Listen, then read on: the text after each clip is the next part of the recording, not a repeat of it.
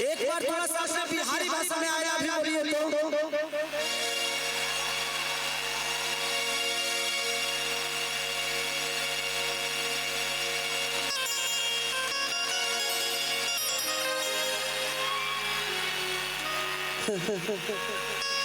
हमारे पैसा हमारे मिले लोग बड़ा बड़ा बोला।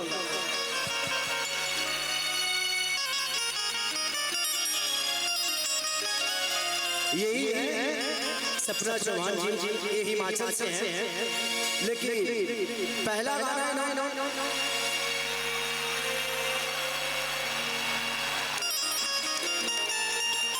हेलो ऐसा ऐसे मत करो, इतार हिमाचल ना हो। अरे बच्चा कि हमरा राजा जी काला पटबल खिड़की हवा झुरु झुरु लाए। अभी मेरा और एक सिंपी का गाना बहुत वायरल हो रहा है। भाई कि ये को बात बताई तो बतावे बुआ अल्लाह बन से नुरा बुआ।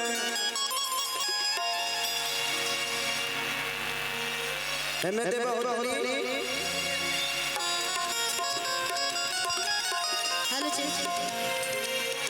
सबसे पहले आप सबके गोड़ छू के गोड़ लगता है, एक बार हाथ उठा के आशीर्वाद दे दीजिए तो। बाप रे कमे दूर चले को पड़ता है, ज्यादा कि कब जाए 1 किलोमीटर दूरी पे। लेकिन आप लोग के प्यार आवे पाती हमने कई कोस दूर चल जाए। आज हमने के बियाने से खैले नहीं की जाने की तब उतना एनर्जी आप लोग के देख के थैंक यू सो मच। तो बहुत सारा गाना आइल बा और बहुत दिन बाद भैया के साथे हमार मंच होता। पहली बार होता बताइए। चलिए हमरा खातिर खुशी के बाद सौभाग्य के बाद भैया के साथे कल्लू भैया के साथे मोनू भैया चौहान जी अन्य कलाकार बने सबके साथे गावे के मौका मिला, साथे साथे सपना जी के साथे भी। ये प्यारा आप सबके जीवन बनल रहे। चलिए इसके लो तो भाई कि नहीं खेते हिया में हीरा मोती जड़ा कि तो मोरा हुआ सो पीछा मार तोड़ा कि नहीं खेते हिया में हीरा मोती जड़ा। बहुत सारा कलाकार आज बने सबके गोड़ छू के गोड़ लगता नहीं।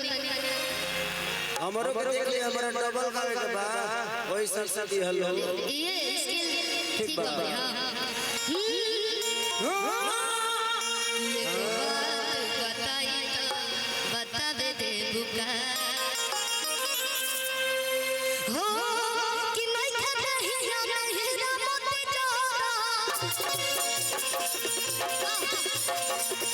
तो बोलो हुआ सब पीछे पड़ा तोड़ा।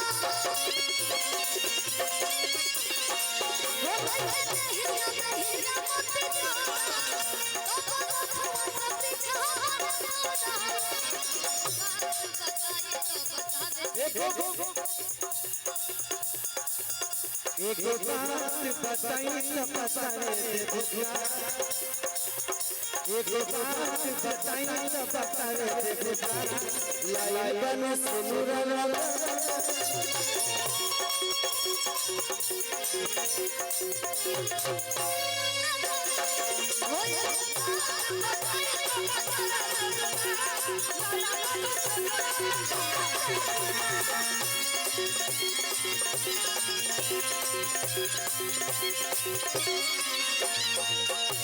और मौका मिलवा एक और ही गाना गा लेते हैं भैया कि हमरा राजा के पुतला बोलो बोलो खिड़की। सभी लोग इतने अपना ऊपर करें तो देखो लगे ना आप लोग प्यार करेंगे कि हमरा राजा के पुतला बोलो बोलो खिड़की हवा झुरु झुरु लागे।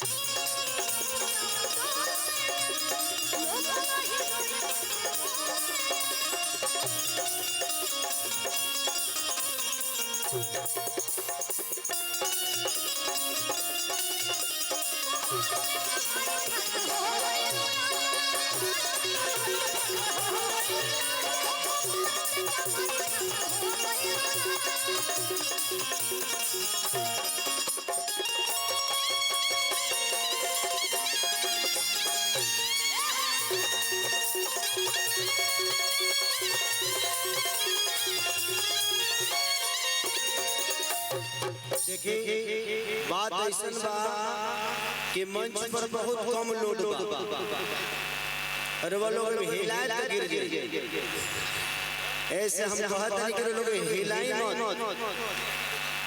अच्छा दढ़िया बेटा थोड़ा माई बच्चा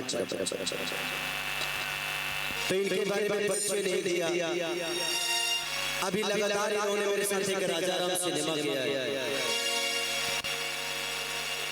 और कौन सा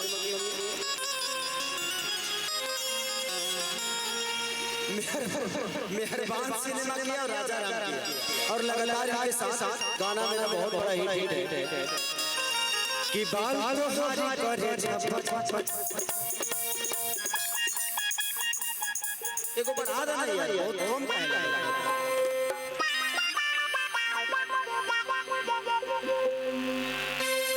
हरे रबुरिया छोलुटिया बलबु चले तेजी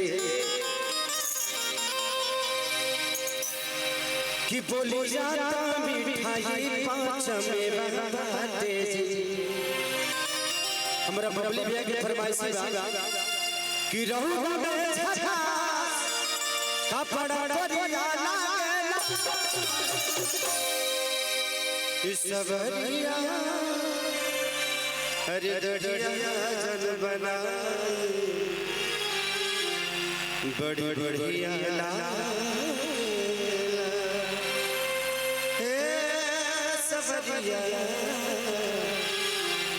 लेकिन तो सपना चौहान जी के साथ